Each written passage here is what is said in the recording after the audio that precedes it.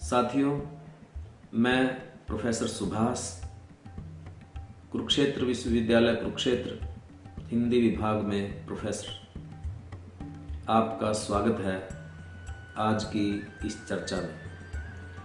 आज हम चर्चा करेंगे मैथ्यू अर्नोल्ड के काव्य सिद्धांतों के बारे में। मैथ्यू अर्नोल्ड 19वीं शताब्दी के यथार्थवादी आलोचक के रूप में जाने जाते हैं। उनके साहित्य चिंतन ने अपने समय के साहित्य को और समाज को गहराई से प्रभावित किया था। मैथ्यू अर्नोल्ड के साहित्य चिंतन के बारे में चर्चा करने से पहले हम उनके व्यक्तिगत जीवन के बारे में एक दृष्टि डालना चाहेंगे। मैथ्यू अर्नोल्ड का जन्म हुआ 24 दिसंबर 1822 को। मैथ्यू अर्नोल्ड के पिता थॉमस अर्नोल्ड एक हेडमास्टर थे जिनको राष्ट्रीय तौर पे ख्याति प्राप्त थी। वे एक सख्त और नए किस्म के हेडमास्टर के तौर पे जाने जाते थे। मैथ्यू अर्नोल्ड की शिक्षा इसी स्कूल में हुई, रग्बी में, और यहीं से उन्होंने कवि के तौर पे अपनी पहचान बनाई। मैथ्यू अर्नोल्ड ने ऑक्सफोर्ड विश्वविद्यालय के बेलियाल कॉलेज में दाखिला लिया। 1844 में डिग्री करने के बाद वे रग्बी लौट आए और एक क्लासिक्स के शिक्षक के रूप में वे पढ़ाने लगे। 1851 में मैथ्यू अर्नोल्ड का विवाह हो गया। इसके बाद इन्होंने एक सरकारी स्कूल निरीक्षक के तौर पे कार्य करना शुरू किया। 1857 में ये ऑक्सफोर्ड यूनिवर्सिटी में प्रोफेसर चुने गए कविता पढ़ाने के लिए, और यहाँ इनको अपने साहित्य सिद्धांतों को, साहित्य के बारे में अपने चिंतन को एक पड़ताल करने का एक अवसर मिला, और तत्कालीन जो बौद्धिक समाज था उसके साथ बातचीत करने का अवसर मिला। ये उस समय की बहसों के अंदर सक्रिय हो गए और यहाँ से इनको बहुत ख्याति मिली। इन्होंने साहित्य के सिद्धांतों के बारे में, साहित्य समीक्षा के बारे में कोई अलग से पुस्तक नहीं लिखी, बल्कि पत्र पत्रिकाओं में जो लेख छपे इनके विभिन्न सवालों पे, विभिन्न मुद्दों पे, उन्हीं के बीच में साहित्य की चर्चा है। उन्हीं में फैले हुए विचारों से ये एक आलोचक के तौर पे जाने जाते हैं। मैथ्यू अर्नोल्ड के साहित्यिक सिद्धांतों पर चर्चा करने से पहले हम एक दृष्टि डालेंगे उस समय की परिस्थितियों के बारे में। किसी भी लेखक के या विचारक के विचार और साहित्य अपने समय की उपज होता है। अपने समय में चल रही बौद्धिक बहसों और सवालों और मुद्दों के बीच में से ही कोई लेखक महान बनता है। कोई महान लेखक, कालजयी लेखक वही बनता है जो अपने समय के सवालों को संबोधित करता है, उनको समझता है, उनको अपनी रचनाओं का, अपने विचार चिंतन का विषय वस्तु बनाता है। अपने समय से कटकर कोई भी आज तक महान लेखक नहीं हुआ। मैथ्यू अर्नोल्ड के समय में औद्योगिक क्रांति हो चुकी थी और एक वैज्ञानिक युग का सूत्रपात हो चुका था। इस समय पे चर्चाएं थी इस औद्योगिक युग में, वैज्ञानिक युग में धर्म का, दर्शन का और साहित्य का क्या महत्ता होगी, इनकी क्या भूमिका होगी। इस तरह की बातों का बोलबाला था। इस तर्क के युग में कविता का कोई वजूद नहीं बचेगा, कविता की कोई भूमिका नहीं रहेगी। कविता और विज्ञान के संबंधों के बीच में, जीवन और कविता के संबंधों को लेकर के विभिन्न किस्म की चर्चाएं चल रही थी। ऐसे वक्त में मैथ्यू अर्नोल्ड ने साहित्य को पुनः परिभाषित किया और साहित्य को मानवीय मूल्यों के स्रोत के तौर पे रेखांकित किया। साहित्य को सांस्कृतिक उन्नयन का माध्यम बताते हुए जीवन में उसकी प्रतिष्ठा को स्थान दिया, और इसी प्रयास में मैथ्यू अर्नोल्ड के जो काव्य सिद्धांत हैं, जो साहित्य चिंतन है, उसका निर्माण हुआ। असल में मैथ्यू अर्नोल्ड का जो पूरा चिंतन है वे तत्कालीन परिस्थितियों पर एक टिप्पणी है।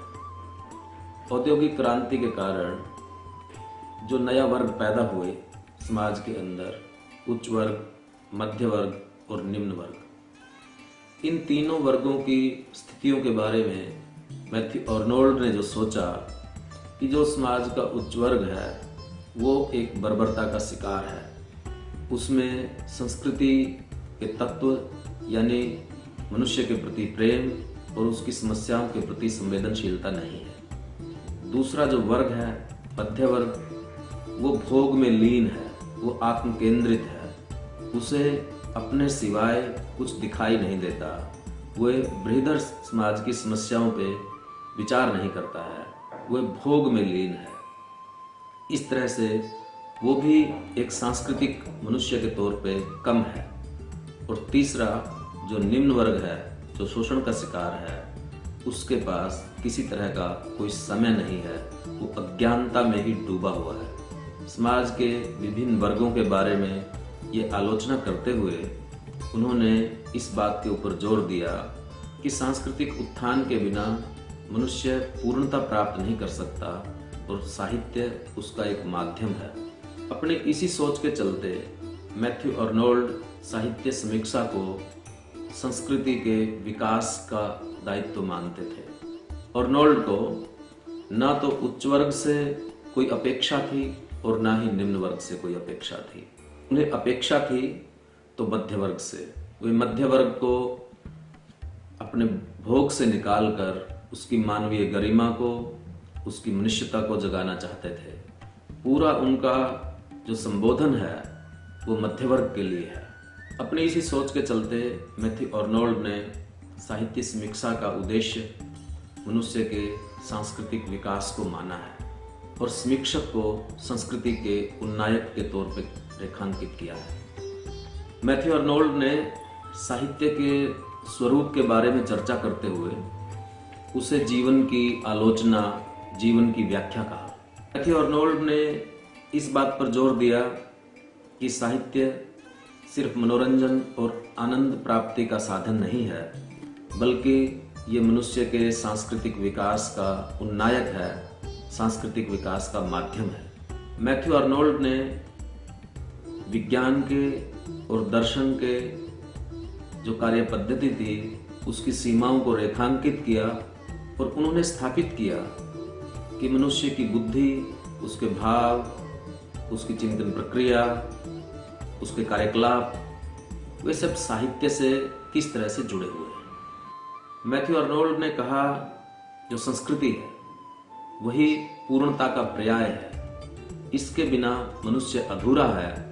संस्कृति से ही मनुष्य पूर्ण अर्थ ग्रहण करता है और उसमें साहित्य की महत्वपूर्ण भूमिका होती है। संस्कृति के बारे में उनका ख्याल था कि मनुष्य के प्रति प्रेम और उसके समक्ष समस्याओं के प्रति संवेदनशीलता ये संस्कृति के अध्ययन के अंग हैं। इस तरह से अरस्तु ने कहा था कि मनुष्य एक सामाजिक प्राणी है, उसी तरह से मैथ्यू आर्नोल्ड ने इस बात पर जोर दिया कि मनुष्य एक सांस्कृतिक प्राणी है। यदि उसमें संस्कृति के अंग नहीं हैं, संस्कृति के तत्व नहीं हैं, तो वो मनुष्य से कुछ कमतर है। और संस्कृति के मुख्य तत्वों और अंगों के रूप में उन्होंने कहा कि मनुष्य के प्रति प्रेम, उसके समक्ष समस्याओं के प्रति संवेदनशीलता। मैथ्यू आर्नोल्ड ने साहित्यकार की महत्ता बताते हुए कहा है, किसी कवि की या लेखक की महत्ता इस बात पर निर्भर करती है कि उसने कितनी शक्ति के साथ जीवन को अपने कृतियों का विषय बनाया है और उसने इस बात पे कितना जोर दिया है कि इस जीवन को कैसे जिया जाए। यानी मैथ्यू आर्नोल्ड इसमें दो बातें कह रहे हैं। एक ये कि जो जीवन है, जो उसकी सच्चाई है, उसका वर्णन हो और जीवन कैसा हो, एक आदर्श जीवन की परिकल्पना भी उसमें मौजूद हो। मैथ्यू आर्नोल्ड एक कवि को या एक साहित्यकार को यदि उसमें ये दो बातें शामिल हैं, यथार्थ की और आदर्श की, उससे किसी कवि की महत्ता को मानते थे। मैथ्यू अर्नोल्ड ने इस बात पर भी विचार किया कि साहित्य के विषय वस्तु क्या हो, उसके कथानक कहाँ से आए। उन्होंने कहा कि उन श्रेष्ठ कथानकों को साहित्य का विषय वस्तु बनाया जाए जो किसी मानव समुदाय की चेतना का, मानस का हिस्सा होती है। और हर समुदाय में, हर जाति में कुछ ऐसी बातें होती हैं जो उसकी मनोचेतना का हिस्सा होती हैं, कुछ ऐसे कथानक होते हैं। उन कथाओं को, उन कथानकों को साहित्य का विषय वस्तु बनाया जाए। उसके माध्यम से वो आदर्शों की प्रतिष्ठित कर सकता है, क्योंकि वो वास्तविकता को और आदर्श को दोनों को साथ लेकर के चलते थे। तो आदर्श की स्थापना महान नायकों से, महान कथाओं से हो सकती है। इसलिए वो इस बात पे जोर देते थे। मैथ्यू अर्नोल्ड ने इस बात पर खूब विचार किया है कि साहित्य का सत्य या विषय वस्तु और साहित्य का कि जो सौंदर्यात्मक पहलू हैं वो क्या हो, वो कैसे हो। मैथ्यू अर्नोल्ड की जो सबसे प्रसिद्ध उक्ति है या जो उनका सबसे मशहूर वाक्य, वो था, साहित्य जीवन की आलोचना है। इस वाक्य के अंदर ही उनके समस्त सिद्धांतों का निचोड़ है। इस वाक्य का अर्थ यही है कि जीवन की जो सच्चाइयां हैं, जो जीवन की समस्याएं हैं, जो जीवन के सवाल हैं, वही साहित्य की विषय वस्तु है। मैथ्यू अर्नोल्ड ने तो यहां तक कहा, यदि कोई साहित्य जीवन से संबंधित नहीं है तो वो साहित्य कहलाने का अधिकारी नहीं।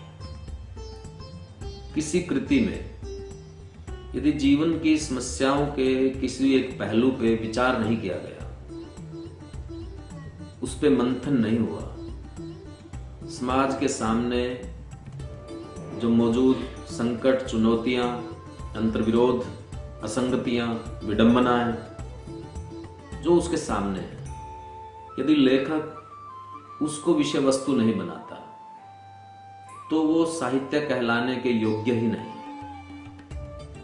जब मैथ्यू अर्नोल्ड ये कहते हैं कि साहित्य जीवन की आलोचना है, तो इसमें एक बात छुपी हुई है कि वो आलोचना है, कि उस पे मंथन हो, उसके जो सारे पहलू हैं, अच्छे और बुरे, उन सब के ऊपर एक चर्चा, जो साहित्य के चरित्रों के माध्यम से, साहित्य के कथानक के माध्यम से, जो साहित्य में फैली हुई बहस है, उसके माध्यम से ही जब उनके साथ कोई पाठक जब उन रचनाओं को पढ़ता है, उनको अपने साथ जोड़ता है, तो वो उसके अंदर जो साहित्य विवेक पैदा होता है, जो जीवन को समझने की एक दृष्टि उन पात्रों के माध्यम से मिलती है, ये उनका अभिप्राय था। और यदि किसी साहित्य में ये नहीं है तो वो साहित्य का अधिकारी नहीं है। उन्होंने इस बात पे बार बार जोर दिया, क्योंकि वे साहित्य को खाली मनोरंजन और आनंद के लिए नहीं मानते थे। उनका कहना था कि साहित्य सांस्कृतिक उत्थान का एक माध्यम है। सांस्कृतिक उत्थान से क्या अभिप्राय है? सांस्कृतिक उत्थान से अभिप्राय है कि मनुष्य अपनी स्थितियों के बारे में, जीवन सत्यों के बारे में, उसमें आ रहे खोट के बारे में और उसको कैसे सुधारा जाए और वो किस तरह से मनुष्यता की गरिमा को हासिल कर सकता है, ये उसका मतलब है। सांस्कृतिक उन्नयन इससे है। सांस्कृतिक उन्नयन के जो उन्होंने सांस्कृतिक होने के जो तत्व बताए कि मनुष्य के प्रति प्रेम और उसके समस्याओं के प्रति संवेदनशीलता। यदि मनुष्य से प्रेम है तभी उसकी समस्याओं से संवेदनशीलता होगी, और यदि दोनों चीजें नहीं है तो वो साहित्य कहलाने का अधिकारी नहीं है। तो इसलिए मनुष्य के प्रति प्रेम करते हुए, जो मनुष्य के जीवन में जो विकार हैं, जो बाधाएं हैं, जो उसकी कमजोरियां हैं, उस प्रेम के माध्यम से ही उनको चिन्हित करे, उनके ऊपर प्रश्न चिन्ह लगाए और उनको इस तरह से उद्घाटित करे कि वो उनसे मनुष्य उबरने के लिए सोचे, एक आदर्श जीवन में स्थापित हो कि हमें इनसे उबरना है।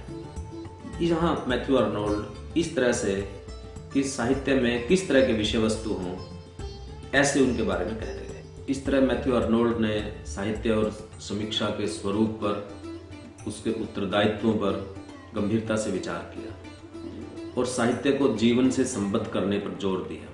उन्होंने इस बात पर जोर दिया कि साहित्य के अंदर जो सामाजिकता है वो उभर के आए। क्यों जोर दिया?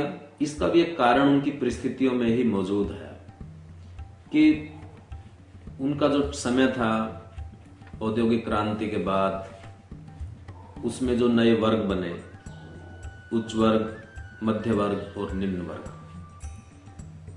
मैथ्यू आर्नोल्ड ने यह पाया कि उच्च वर्ग बर्बरता का शिकार है, उसमें बर्बरता के तत्व मौजूद हैं।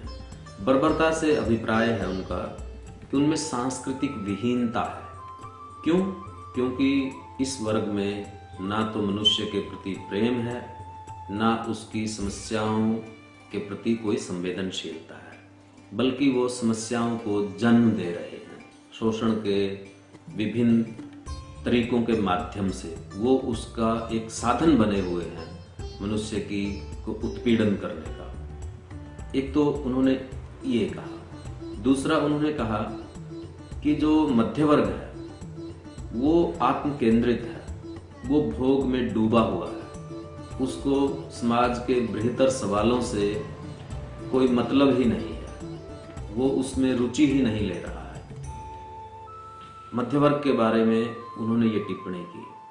और जो निम्न वर्ग है, जो शोषित है, जो अपने दाल रोटी के रोजमर्रा के सवालों में ही उलझा हुआ है, वो एक बहुत बड़ी अज्ञानता का शिकार है।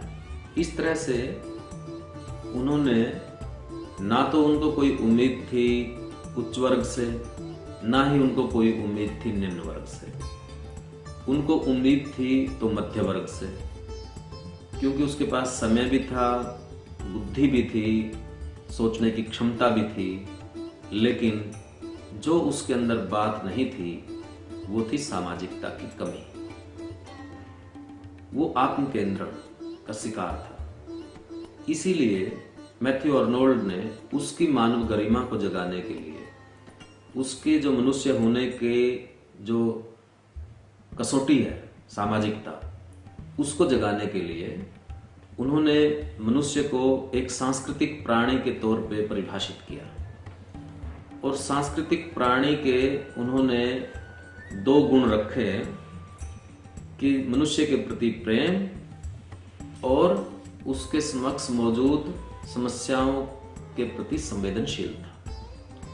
अब ये जगाने के लिए, मध्य वर्ग को अपने आत्म केंद्रण से निकालने के लिए, अपने ही दायरे से बाहर निकालने के लिए उन्होंने साहित्य किस तरह का हो, उसमें सामाजिकता पर बहुत ज़्यादा जोर दिया।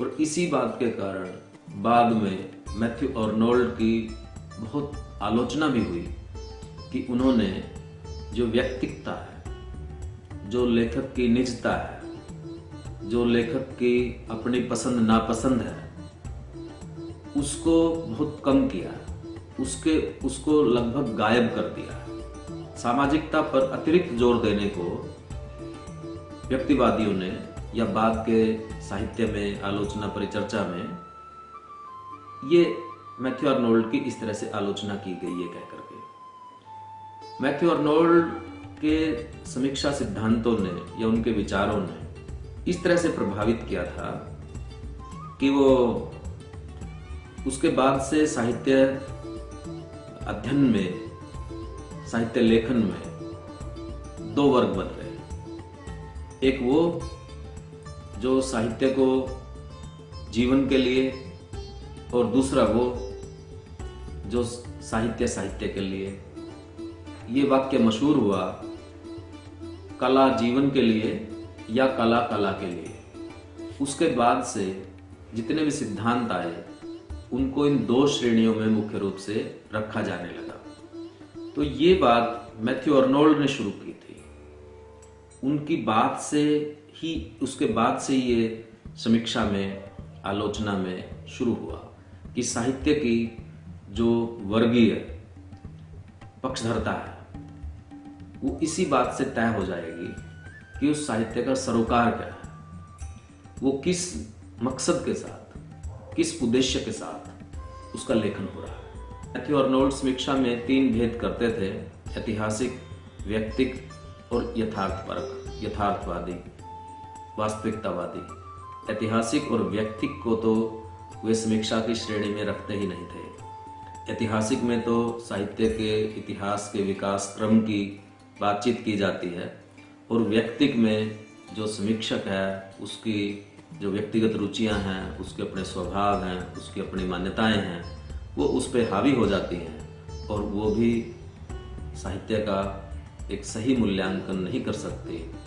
और इसीलिए वे वास्तविकतावादी आलोचना को, वास्तविक समीक्षा को या यथार्थवादी समीक्षा को ही समीक्षा, मुख्य रूप से समीक्षा मानते थे। मैथ्यू अर्नोल्ड ने वास्तविकतावादी समीक्षा के 4 तत्व बताए हैं, 4 बातें बताई हैं जो बड़ी महत्वपूर्ण हैं।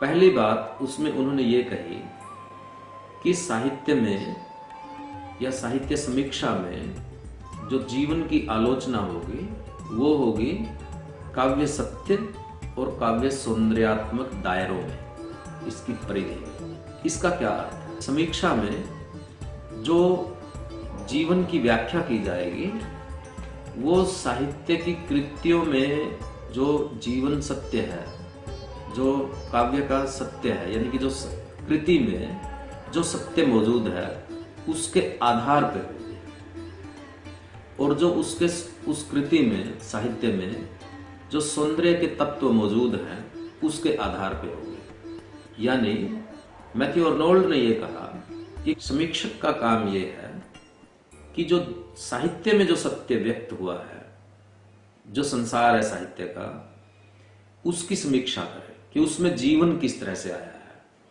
कि उसमें जीवन किस तरह से आया है और किसी लेखक ने उनको किन सौंदर्यात्मक तरीकों से व्यक्त किया है। साहित्यकार का काम है जीवन को अपनी कृतियों में स्थान देना, जीवन सत्य को साहित्य सत्य के रूप में प्रस्तुत करना, और समीक्षक का काम है इस साहित्य के सत्य को उद्घाटित करना, इसका मूल्यांकन, विश्लेषण, विवेचन करना।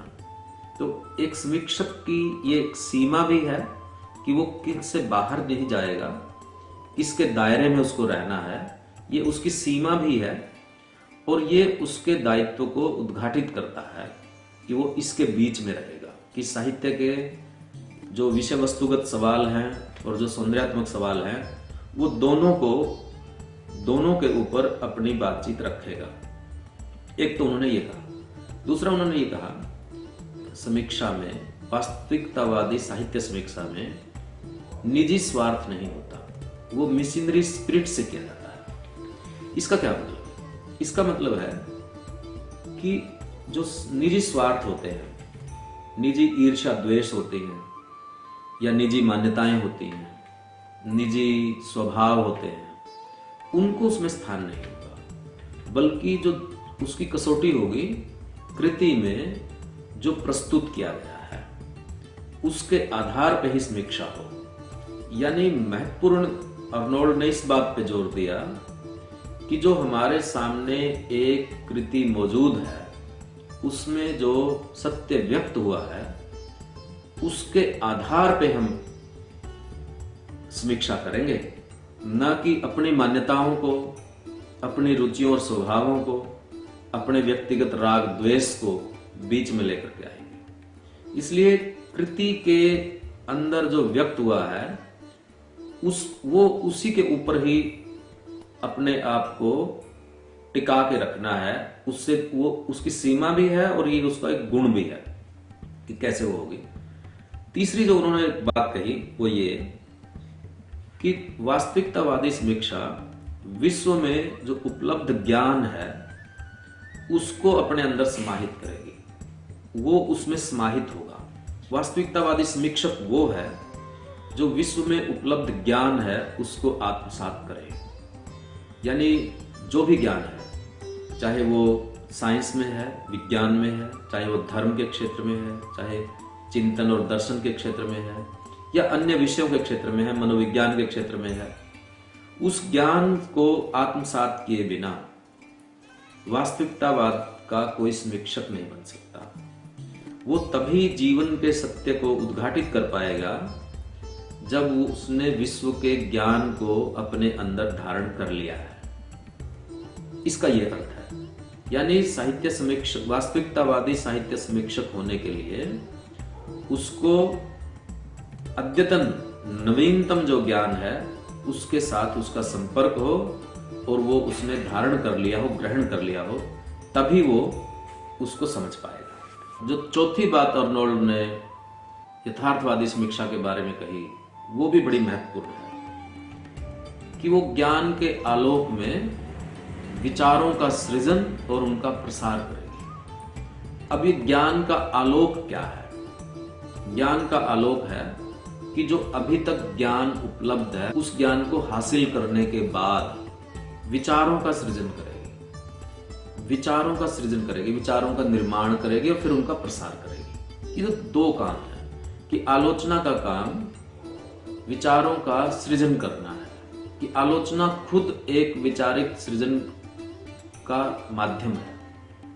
आलोचना का काम यहां एक स्तर ऊपर उठा दिया है अर्नोल्ड ने कि किसी कृति की व्याख्या करना ही नहीं है, कि उसके जीवन सत्यों को ही उद्घाटित करना नहीं है, बल्कि वो नए विचारों का भी सृजन करेगी और प्रसार करेगी। इस तरह से अर्नोल्ड ने यथार्थवादी समीक्षा के जो 4 तत्व बताए वो यथार्थवादी समीक्षा के केंद्रीय बात है। और बाद में ये जो बातें कही अर्नोल्ड ने, उनमें वो समीक्षा के अंदर बहुत लंबे समय तक उसने समीक्षा को प्रभावित किया।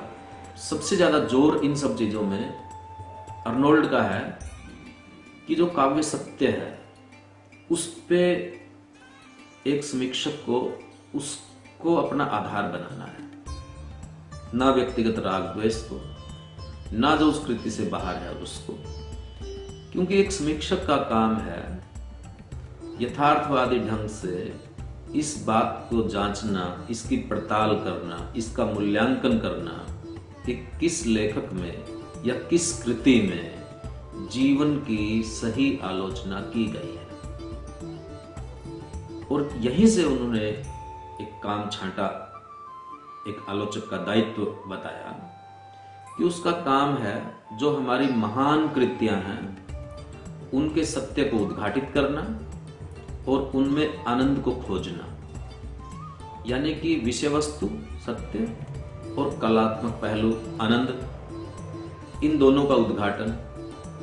और जो साहित्य के नाम पे या साहित्य में जो साधारण, संदिग्ध और मिथ्या ये है उसको इससे अलग करना, यानी एक मूल्यांकन का काम है कि ये साहित्य महत्वपूर्ण है क्योंकि इसमें जीवन सत्य उद्घाटित हुआ है, जीवन की आलोचना है, और ये कृतियां या ये साहित्यकार की ये रचनाएं या ये साहित्यकार एक साधारण है जिसमें कोई विशिष्टता नहीं है, या ये मिथ्या है जो जीवन की सच्चाई से तालमेल नहीं रखता है, या संदिग्ध है।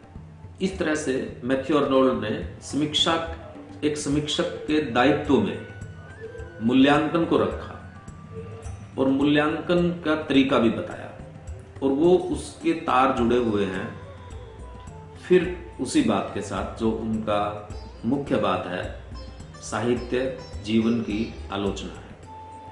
इस तरह से मैथ्यू अर्नोल्ड ने अपने समय को अपने समय की परिस्थितियों के बीच में से ही अपने विचारों का निर्माण किया और साहित्य की गहराई से जांच परख की और एक नवीन आलोचना पद्धति की शुरुआत की। मैथ्यू अर्नोल्ड को ही वास्तव में पहला आधुनिक समीक्षक कहा जा सकता है, क्योंकि उन्होंने ही सबसे पहले कि किस तरह से आधुनिक साहित्य का मूल्यांकन विवेचन होगा इसकी तरफ जोर दिया। मिलते हैं अगली बार किसी और विषय के साथ। तब तक के लिए धन्यवाद।